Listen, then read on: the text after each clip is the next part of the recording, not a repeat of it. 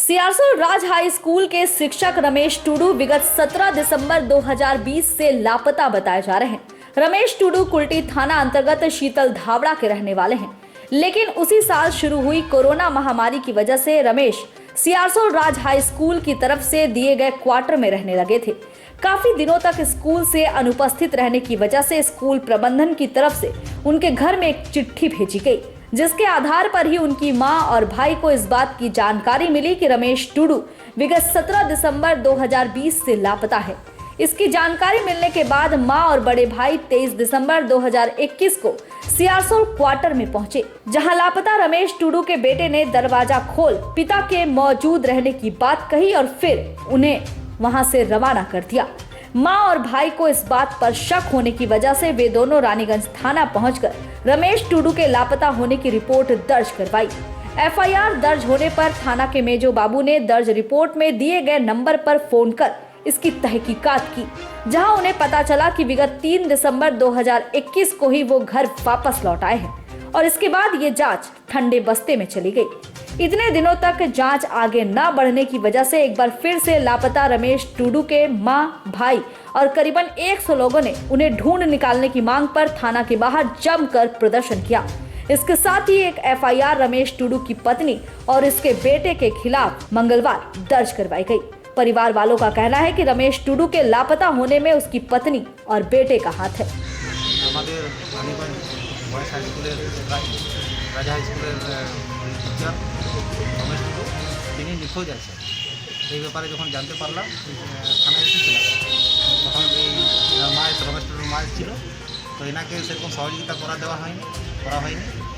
তাই জন্য আমরা দেখলাম যে এটা শিবানী বেসরা রমেশ টুডুর ওয়াইফ একটা ফেসবুকে একটা ভিডিও ছাড়ে, তখন থেকে আমরা ব্যাপারটা জানতে পারি। তখন আমাদের মাথায় টনক পড়ে এবং আজকে থানায় এসে মিসিং ডায়েরি করি। কি মনে করছেন মাস্টারমশাইয়ের কোনো হদিশ পাওয়ার, মাস্টারমশাই কোথায় আছে কিছু হদিশ কিছু পাওয়া গেছে কি জানতে পারছেন, আপনারা কি মনে করছেন? না, মাস্টারমশাই এখন হদিশ নেই। হদিশ না পাওয়ার জন্যই আমরা কিন্তু আজকে এখানে বড়বাবুর কাছে দ্বারস্থ হয়েছি। কোনো বিশেষ আশঙ্কা প্রকাশ করছেন? হ্যাঁ, কি আশঙ্কা রয়েছে? মানে বড় ধরনের কিছু অঘটন ঘটানো হয়েছে, কিংবা ওনার নিজস্ব যে কোয়ার্টার আছে সেখানে ওনাকে বন্দি করে রাখা হয়েছে। কেন এইরকম ভাবনা চিন্তা কেন? ওরা কি আগে এরকম ধরনের কিছু করতো, কি অত্যাচার করতো কি? আমাদের কাছে সেরকম খবর। কী খবর আছে? ওনার সাথে দুর্ব্যবহার করা হতো, মানসিক অত্যাচার খবর আমাদের কিন্তু কাছে আছে। তো আজকে আপনারা কি কোনো মানে গোষ্ঠীবদ্ধভাবে এসছেন দেখি, আজকে কোনো বিশেষ প্রতিনিধি দল এসছে কি? না, প্রতিদিন নয়, আজকে যারা এসছেন এখানে সাংগঠনিকভাবেও এসছে বিভিন্ন সংগঠন থেকে। এখানে সংগঠন মেটার নয়, এখানে রমেশ টুডু উনি আমাদের সমাজের একজন শিক্ষক, একজন উনি রোল মডেল পারসন। তার সাথে এরকম ঘটনা হচ্ছে, এটা কিন্তু আমরা আদিবাসী সমাজ হিসাবে আমরা মেনে নিতে পারছি। আপনার পরিচিত দেবেন? सिद्धार्थ मार्डी, जिला। रानीगंज से सम्राट दास की रिपोर्ट, पीबी न्यूज। रानीगंज के 35 नंबर वार्ड से सीपीआईएम की तरफ से लीलू बीबी को प्रार्थी के रूप में चुना गया है। प्रार्थी चुने जाने के बाद मंगलवार लीलू बीबी रोनाई इलाके के मजार शरीफ से अपने चुनाव प्रचार की शुरुआत की। सीपीआईएम प्रार्थी घर घर जाकर लोगों से मुलाकात की और उनकी समस्याओं को सुना। इसके साथ ही आने वाले चुनाव में उन्हें वोट देने की अपील की, ताकि इलाके का संपूर्ण विकास संभव हो पाए। सीपीआईएम कर्मी की तरफ से कहा गया कि 35 नंबर वार्ड में विकास के कार्य तब तक हुए जब तक रानीगंज बोरो में सीपीआईएम का कब्जा था। सीपीआईएम का शासन खत्म होने के बाद इलाके के रास्ते की अवस्था बदहाल हो गई, पानी की समस्या बढ़ती गई और स्ट्रीट लाइट की सुविधा नदारद दिखी। उन्होंने आगे कहा कि अगर हमारी उम्मीदवार जीतती है तो हम सरकार से वृद्धा पेंशन, विधवा भत्ता को दोबारा चालू करने की दरख्वास्त करेंगे, ताकि उम्र दराज लोगों को बुढ़ापे का सहारा मिल सके। वैसे रानीगंज शहर को एक समय में सीपीआईएम का गढ़ कहा जाता था। यहाँ पर सीपीआईएम प्रार्थी का हमेशा ही बोलबाला रहा है, पर विधानसभा चुनाव और लोकसभा चुनाव ने इसकी तस्वीर बदल कर रख दी है। दोनों ही बार सीपीआईएम की तरफ से खड़े उम्मीदवारों को रानीगंज शहर के बाशिंदों ने नहीं चुना। ऐसे में आने वाले नगर निगम चुनाव में ये देखना दिलचस्प रहेगा कि आखिर रानीगंज शहर से अपना सुपड़ा साफ करने वाले सीपीआईएम प्रार्थी को कितने सीट मिलते हैं।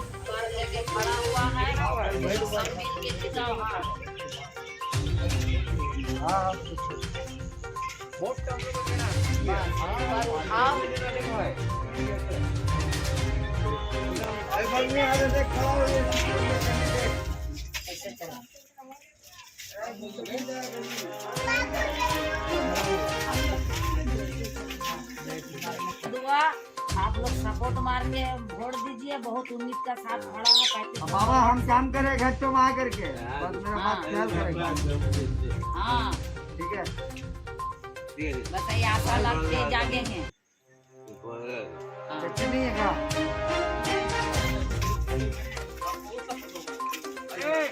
देना वोट देना लाल झंडा में ठीक है हाँ? वोट देते रहना वो लाल झंडा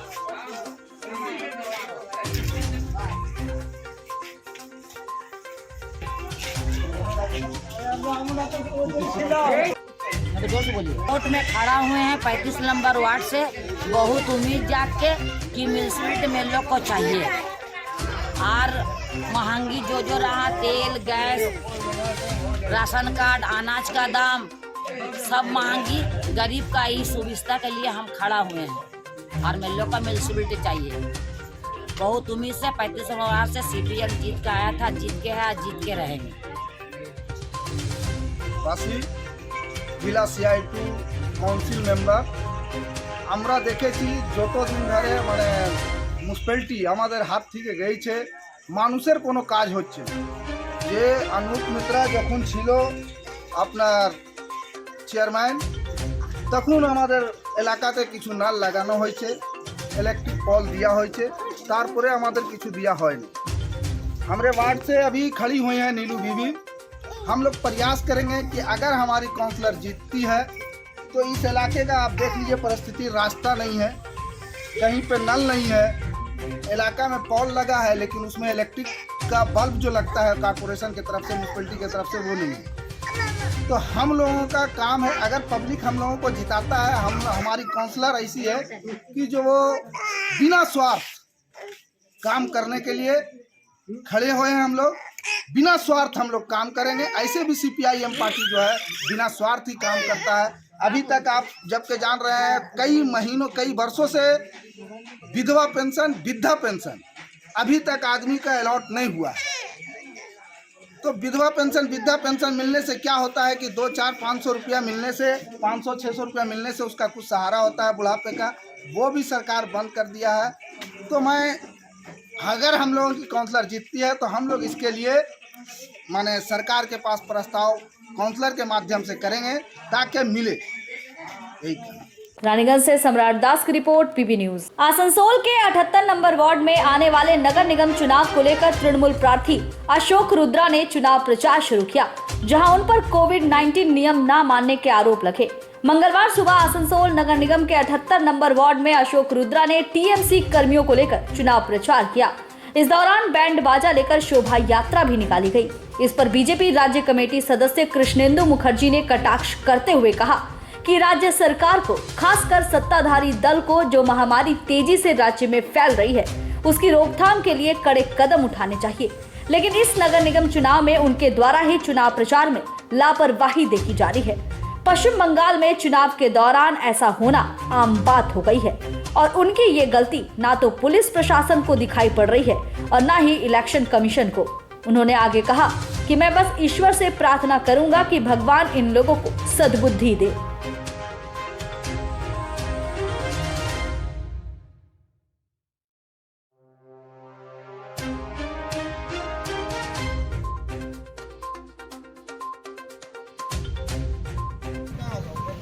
এই আপনার প্রথম আজকে প্রচার শুরু করলেন, কেমন মানুষের সাড়া পান?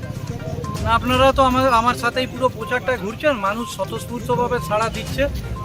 এবং যে এলাকাটায় ঘুরলাম আমি, বার্নপুরের ব্যবসায়িক এলাকাটা, টাউন, তো যারা আছেন আপনারা নিজেরাই দেখলেন, সব বাড়ি থেকে বেরিয়ে এসে ওয়েলকাম করছে। এর থেকেই মানুষের মনোভাবটা বোঝা যায় এবং মানুষও বুঝতে পেরেছেন যে বাংলার উন্নয়ন, আসানসোলের উন্নয়ন, বার্নপুরের উন্নয়ন, 78 নম্বর ওয়ার্ডের উন্নয়ন যদি কেউ করতে পারে তাহলে সেটা মমতা বন্দ্যোপাধ্যায় করতে পারেন এবং তার যে দল সেই তৃণমূল কংগ্রেস করতে পারে। তো আমাকে 78 নম্বরের দায়িত্ব দেওয়া হয়েছে। আমি মানুষের কাছে আজ থেকে যাওয়া শুরু করলাম এবং যা সাড়া পাচ্ছি তাতে অন্য কাউকে ছোট না করে কোনো অহংকার মনের মধ্যে জায়গা না দিয়ে এটুকুনি বুঝতে পারছি যে এখানে কিন্তু বাকি যারা আছে তারা দ্বিতীয় তৃতীয় চতুর্থ হওয়ার জন্য সেই দলগুলো প্রতিদ্বন্দ্বিতা করছে। 1 নম্বর এখানে তৃণমূল কংগ্রেস থাকে। এটা গতকালও আমরা দেখেছি যেরকম মিছিল করে র্যালি করে কোভিড বিধির চর্চা না করে তৃণমূল কংগ্রেসের নেতারা বিভিন্ন কর্মী সমর্থকদেরকে নিয়ে নমিনেশন সেন্টারে গেছিলেন।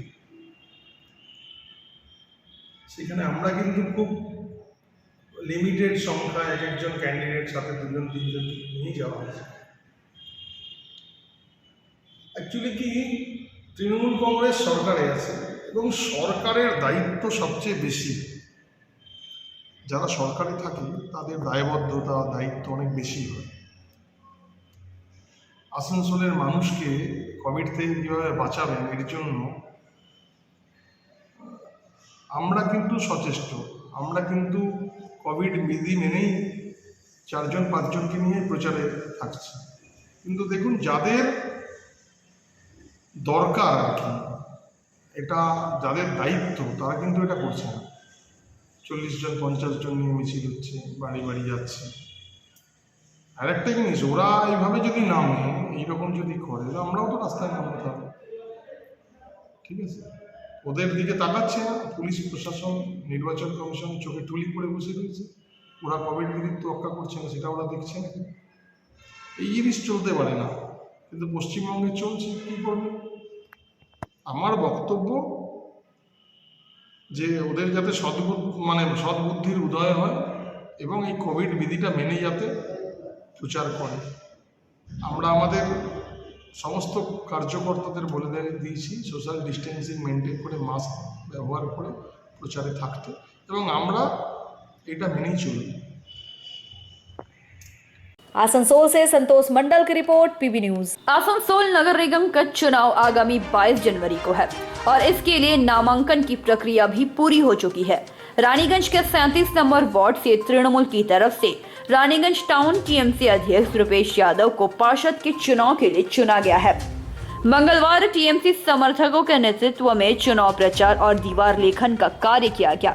इस दौरान 37 नंबर वार्ड प्रार्थी रुपेश यादव ने कहा कि मां माटी मानुष की सरकार ने जो उन्नति के कार्य राज्य की जनता के लिए किया है वह किसी और पार्टी ने अभी तक नहीं किया और इसका जवाब भी कोलकाता नगर निगम के चुनाव में मिल चुका है। हमें उम्मीद है कि आने वाले आसनसोल नगर निगम चुनाव और राज्य के सभी नगर निकाय के चुनाव में टीएमसी अपना परचम लहराएगी और जिस तरह से राज्य का विकास हो रहा है, हमें उम्मीद है कि इस चुनाव के बाद और भी ज्यादा तेजी से राज्य का संपूर्ण विकास होगा। इस दौरान तृणमूल नेता साधन सिंह बापी चक्रवर्ती उपस्थित थे।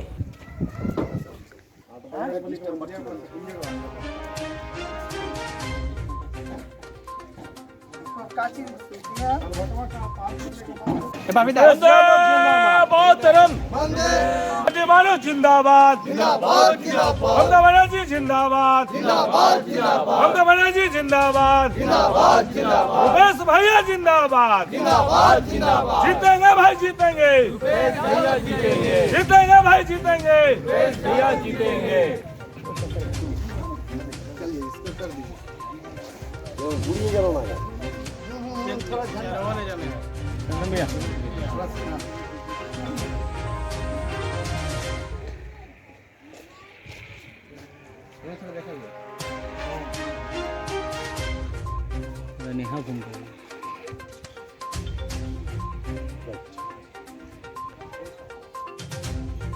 के लोगों से मैं पहले से ही मिलता आया हूँ। आज भी कैंडिडेट होने के बाद पहली बार आज वार्ड में टहल रहा था।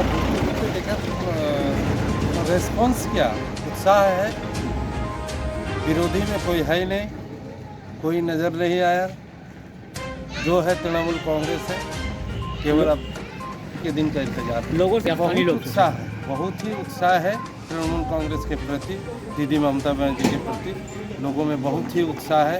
और सभी लोग इंतज़ार कर रहे हैं। वोट के दिन जाना है मतदान केंद्र में, जोड़ा फूल निशान के सामने वोट देना है और 25 तारीख को इस वार्ड से तृणमूल पार्टी को लोगों के साथ मिल बस एक ही समस्या है, 22 को वोट देना है और 25 को रिजल्ट में तृणमूल कांग्रेस को जिताना है। समस्या को सामने नहीं हो सकता है। ठीक है।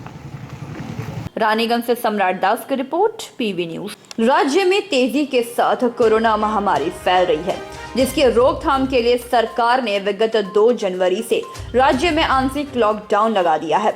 इसके साथ ही gym, spa, beauty parlour, mall, picnic spot बंद कर दिए हैं ताकि नए साल के उत्सव के दौरान यह महामारी फैल न सके। सरकार की तरफ से इतनी कड़ाई सिर्फ इसलिए की जा रही है ताकि जनता सुरक्षित रहे, लेकिन जनता को खुद ही कहां पड़ी है। राज्य सरकार ने कार्यालय में 50% कर्मियों की ही उपस्थिति मान्य की है। ऐसे में मास्क और सैनिटाइजर जरूरी कर दिए गए हैं, लेकिन फिर भी लोगों को इससे कोई फर्क नहीं पड़ता। लोग आज भी बाजार में बड़े आराम से बिना मास्क के घूमते नजर आ रहे हैं। इतना ही नहीं, दुकानदार जिन्हें मास्क लगाना अनिवार्य है, अन्यथा 5,000 रुपया जुर्माना सरकारी गाइडलाइन में जारी किया गया है, वे लोग भी बिना मास्क के ही अपनी दुकानदारी चलाते दिख रहे हैं। वहीं कुछ लोगों की जब कैमरे पर नजर पड़ी तो वे लोग या तो इधर उधर भागते दिखे या फिर मास्क लगाते दिखे। अब सोचिए, इनकी जान की जिम्मेवारी भी क्या मीडिया कर्मियों के ऊपर है या फिर राज्य सरकार के ऊपर? जब लोग खुद अपनी जान की हिफाजत नहीं करेंगे तो आखिर हम और आप मिलकर कितने इन लोगों को जागरूक करेंगे? कितने दिन आपको ये जताएंगे कि आपकी जान कितनी कीमती है? रानीगंज से सम्राट दास की रिपोर्ट, पीवी न्यूज।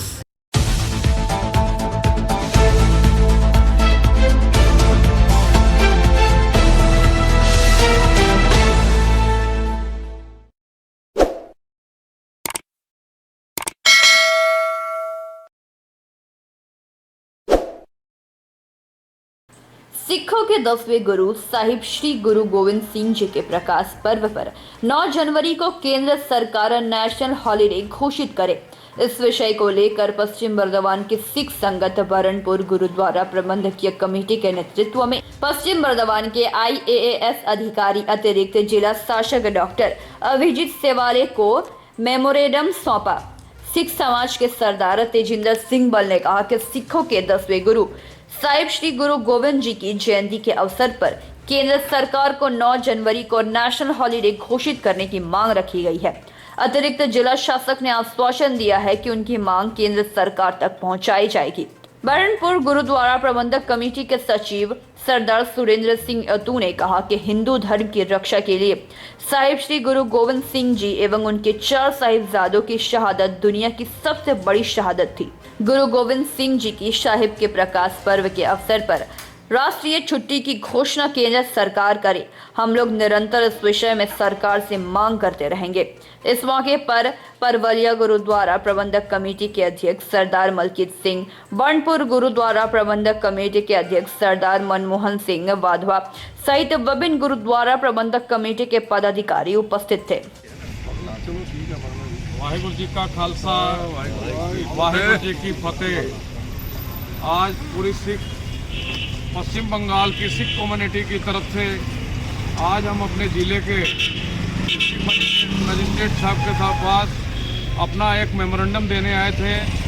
मेमोरेंडम का विषय हमारा सिखों के 10वें गुरु धन श्री गुरु गोविंद सिंह जी महाराज के आगमन पर्व जो संसार भर में 9 जनवरी को मनाया जा रहा है, उस 9 जनवरी को हमने मुख्य रखते हुए हमारी मांग है कि उनके नाम पे एक राष्ट्रीय छुट्टी घोषित की जाए।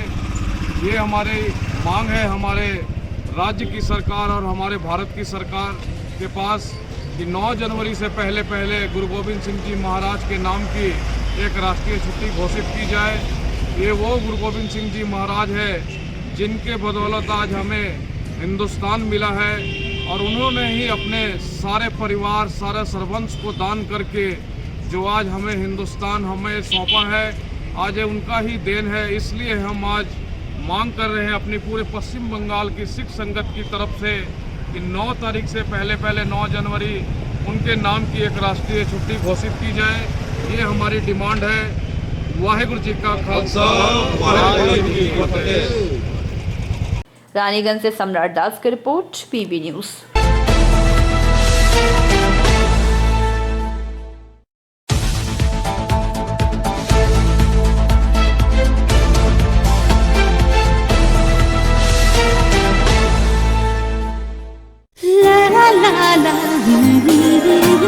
রান্নাঘরের আমি রানী, আসল গুঁড়ো মশলাটা জানি, স্বাদে সুস্বাদু অল্প একটুতেই রান্নায় জাদু, সুগন্ধ সুরুচির বাহারে मनपसंद मनपसंद मनपसंद आहारे मनपसंद গোটা ও গুঁড়ো মশলা ঠিক মনে অ্যাগ্রো ফ্রেশ স্বাদের পাশাপাশি আপনার স্বাস্থ্যের পুষ্টিগুণে সমৃদ্ধ। অ্যাগ্রো ফ্রেশ আটা, ময়দা, সুজি, বেসন, ছাতু ও ডালিয়া। Agro fresh pure fresh and natural.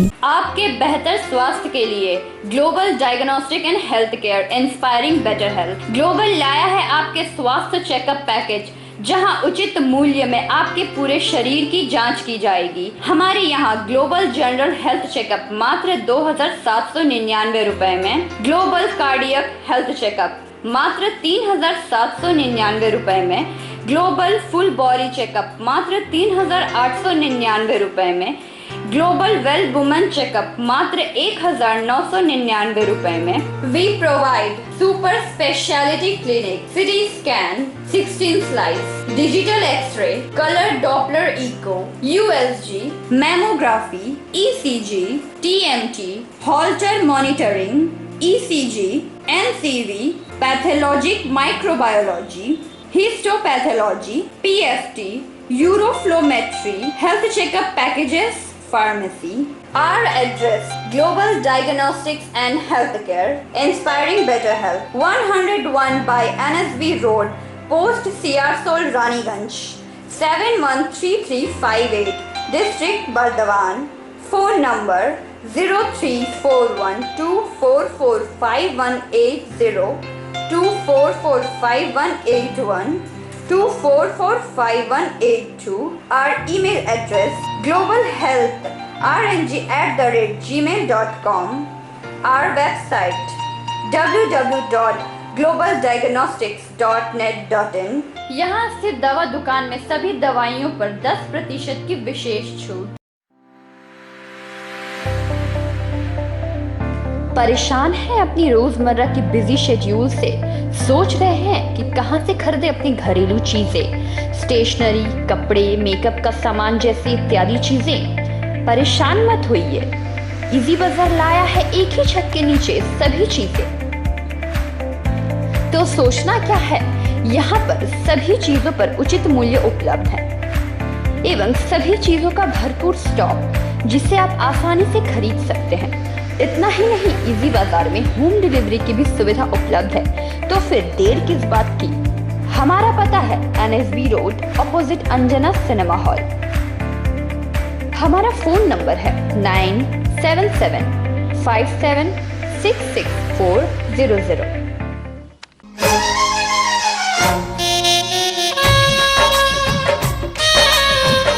আসছে পুজো, আসছে খুশির লহর, তা কি পরবেন নিয়ে মাথায় চিন্তার ভাঁজ।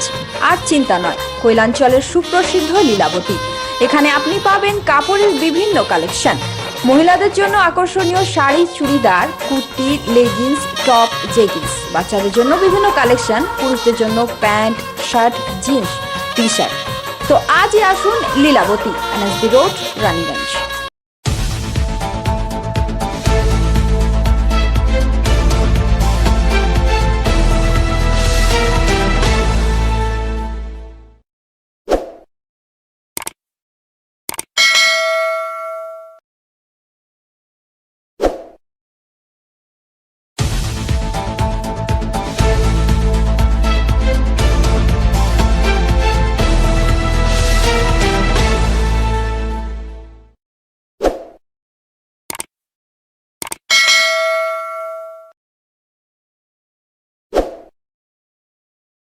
दुर्गापुर नगर निगम के गोपाल मार्ट स्थित काली मंदिर प्रांगण में भाजपा की तरफ से गरीब लोगों के बीच कंबल बांटे गए।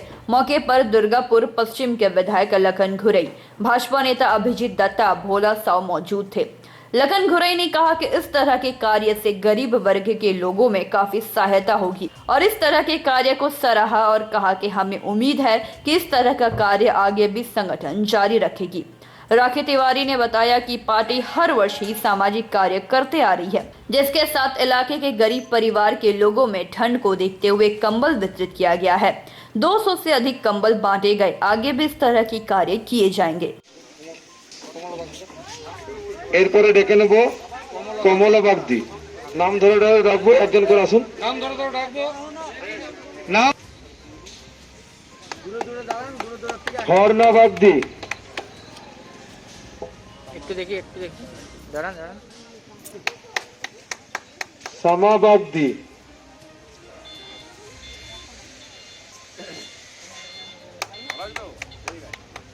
সাবিত্রী বাগদি। दुर्गापुर से निमाया दास की रिपोर्ट, पीवी न्यूज।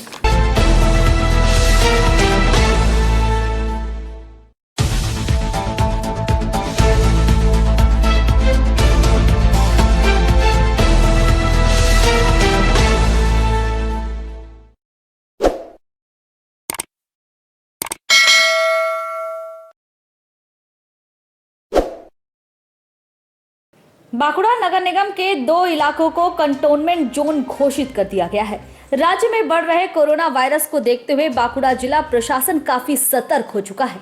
बांकुड़ा के 11 नंबर वार्ड के प्रताप बागान शुभंकर श्रेणी के 2 इलाकों को कंटोनमेंट जोन घोषित करने के साथ ही पुलिस द्वारा बैरिकेड लगाकर घेर दिया गया है।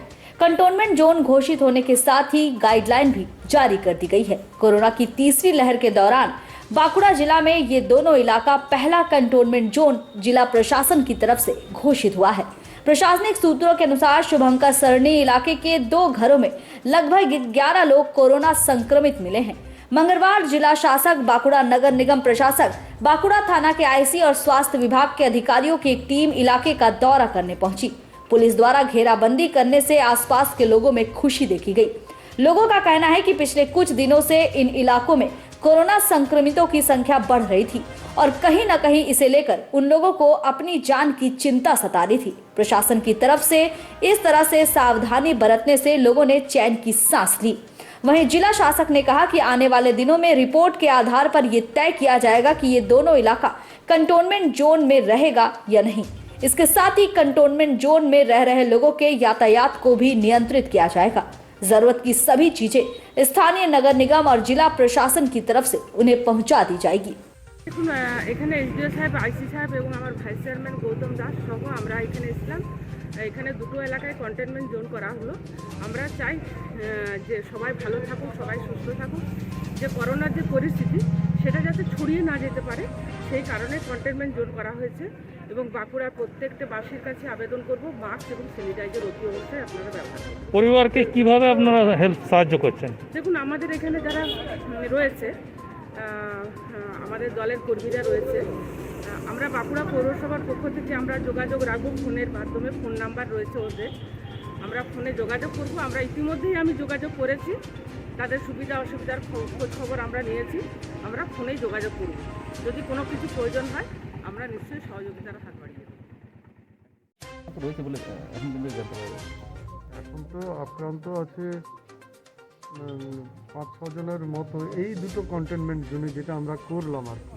এখানে একটু মানে 2 বা ততোধিক পেশেন্ট আমরা এক জায়গায় দেখতে পাচ্ছি, সেই জন্যই ক্লাস্টার হিসেবে এগুলোকে আমরা কন্টেনমেন্ট জোন ঘোষণা করছি। ঠিক আছে। আর অন্যান্য যেখানে এক আধটা আছে সেখানে আমাদের সাব ভিজিল রাখা হচ্ছে, সেইখানটা আমরা দেখছি আর অন্য কোনো পেশেন্ট আসছে কিনা তার উপরে ভিত্তি করে আমরা ডিসিশন নেব।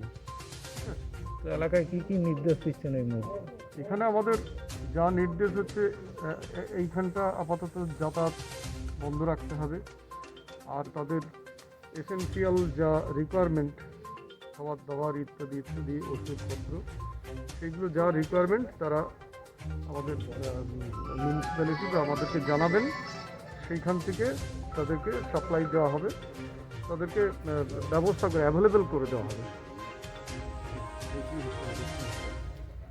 बांकुड़ा से अनुप राय की रिपोर्ट, पीवी न्यूज।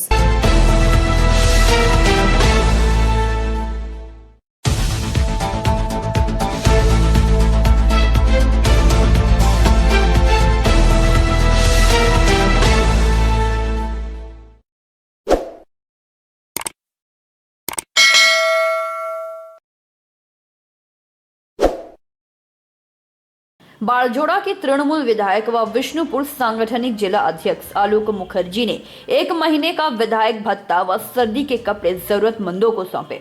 साथ ही उन्होंने अपने क्षेत्र के 17 गरीब मेधावी छात्रों की उच्च शिक्षा के लिए नगद और आवश्यक पुस्तकें दान में दी। विधायक ने मंगलवार को बाड़जोड़ा अस्पताल स्थित काली मंदिर परिसर में एक समारोह के माध्यम से अपना अनुदान सौंपा। इस मौके पर रामकृष्ण मिशन के महाराजा के अलावा बीडीओ सुरजीत पंडित, जिला परिषद सदस्य टिंकू मंडल समेत गणमान्य भी मौजूद रहे। मौके पर आलोक मुखर्जी ने कहा कि एक विधायक के तौर पर मैं अपने न्यूनतम खर्च के लिए मासिक मानदेय रखता हूं और बाकी क्षेत्र के जरूरतमंदों के लिए खर्च करता हूं। उन्होंने कहा कि मेरे स्वर्गीय दादा शिशिर मुखर्जी एवं स्वतंत्रता सेनानी थे। उनका आदर्श देशभक्ति का था। उनकी शिक्षा से मैं समझ गया कि नश्वर मनुष्य का इससे कोई लेना देना नहीं। इसके अलावा परिवार को शिक्षा और स्वास्थ्य सहित एक पारदर्शी जीवन जीने के लिए अधिक धन की आवश्यकता नहीं है। इसीलिए मुझे जो मासिक भत्ता मिलता है वह मेरी अपनी जरूरतों को पूरा करने के लिए पर्याप्त है। इसीलिए मैंने 1 महीने का भत्ता 81,000 रुपए का चेक राम हरिपुर रामकृष्ण मिशन को दे दिया है।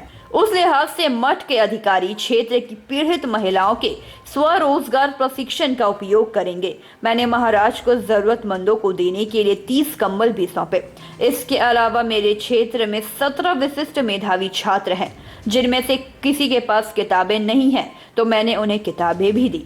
आज के प्रोग्राम निয়েছিলাম মমতা दी এবং অভিষেক বন্দ্যোপাধ্যায়ের নির্দেশে বিধায়কের তহবিল মানে মানুষেরই টাকা যে ভাতা আমাদের বিধানসভায় দেওয়া হয় আমরা সব মিলিয়ে আর দিদির আগামীকালের জন্মদিন, দিদি সারা জীবন আমাদের মধ্যে থাকুক, দীর্ঘায়ু হোক, জন্মদিন শুভ জানাই। আমরা আগে দিদিকে প্রণাম জানাই। সেই হিসেবে আজকে আমরা প্রোগ্রাম করলাম। বিধায়ক তহবিলের 81,000 টাকা যেটা আমি পেয়েছি সেই মাসিক ভাতা ধরতে পারেন, সেটা রামকৃষ্ণ মিশন যে ছেলেমেয়েরা বিভিন্ন কাজকর্ম করেন সেই মেশিন কিনে দেওয়ার জন্য আমি তাদের দান করলাম। এবং 17টি স্টুডেন্ট আমাদের এলাকায় খুব ভালো স্টুডেন্ট ছাত্রছাত্রী রয়েছে, তারা যে বই খাতা পেন যেগুলি মানে কিনতে পারবে না অসুবিধা, সেইগুলি আমাদের বিধায়ক তহবিল থেকে আনিয়ে তাদের দিলাম এবং 1,000 টাকা করে তাদের আমরা দিলাম গাড়ি ভাড়া যাতায়াতের জন্য। আর কিছু কম্বল আমি পেয়েছিলাম, মমতা বন্দ্যোপাধ্যায় আমায় পাঠিয়েছিলেন। সেই জন্মদিন উপলক্ষে দুস্থদের আমি রামহরিপুরে যারা গরিব আছেন আমাদের তাদের দান করার জন্য রামহরিপুরকে আমরা দিলাম। হঠাৎ করে এই ধরনের চিন্তাভাবনা কীভাবে এলো? এর আগে আমি যখন প্রধান ছিলাম দিদির নির্দেশে আমার প্রধানের টাকা হয়েছিল 2 লক্ষ, আমি লাইব্রেরিকে দিয়েছিলাম। আমি গরিব বাড়ির ছেলে, লোকের মানুষের খেয়ে পরে আমি মানুষ হয়েছি, কাজে কাজে সেই চিন্তাভাবনা আমার মধ্যে আছে। তো লাইব্রেরিকে আমি 2 লক্ষ টাকা দিয়েছিলাম।